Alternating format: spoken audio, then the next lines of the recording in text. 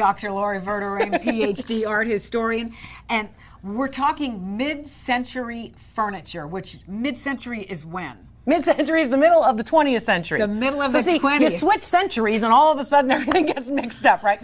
Yeah. And mid-century. And all of a sudden, because it's another century, somehow is it getting more valuable? Okay, we collect in 50 and 100 year cycles, right? So every 50 years we say, oh, wow, we really want to collect that. Or 100 years, which is technically an antique. Right? Okay. So this piece is mid-century modern. That means it's from the mid-1900s. Now, right? I walked in to one-of-a-kind consignment in Princeton, and I saw this table, fell in love with it. Fell in love. It's lucite. This is a table, though. What's lucite? It's like plastic or Plastic with glass. Okay. Okay. It's a DuPont manufactured piece, typically originally introduced by those folks. Understand this about lucite. Lucite will actually have very few of the same type of deterioration properties as wood, as glass, as chrome, as other pieces. So it lasts longer. It can last very long. Now, it will fade. Okay, so you have to be careful of seeing a consistency of color. And one of the reasons why this piece, which dates to the 1960s, has consistency of color with only very, very minor indications that it has been in the sun. Sun will damage your art, antiques, and collectibles. You have to think about making sure that the sunlight is not getting on your pieces. Now, this lucite piece is two-tone. We look for two-tone. We see a lot of all clear lucite, but we don't always see the rare pieces that are two-tone, like this one. It's two-tone because of the fading or because the legs are clear? Because the legs are clear and this top is yellow. Okay, Yeah. and that puts value on it. That's right. And sunny yellow, in the 1960s, if you're looking at objects, you want to identify them to the 1960s, look for bright colors. Because in the 1960s, we have great times of prosperity, and bright colors are part of design style in that time period. This particular piece is worth about $750 to $800.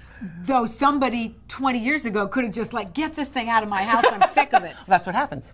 That's what happens. And then what we have is we have now, a generation of newlyweds, the millennials who are saying, hey, I want my house to look like grandma's house. And this is what grandma would have had in the 1960s. Okay, how do you know this will hold its value so 20 years from now it's worth the $700 or whatever you paid for it? It'll hold its value if it's of good quality to start, it will hold its value.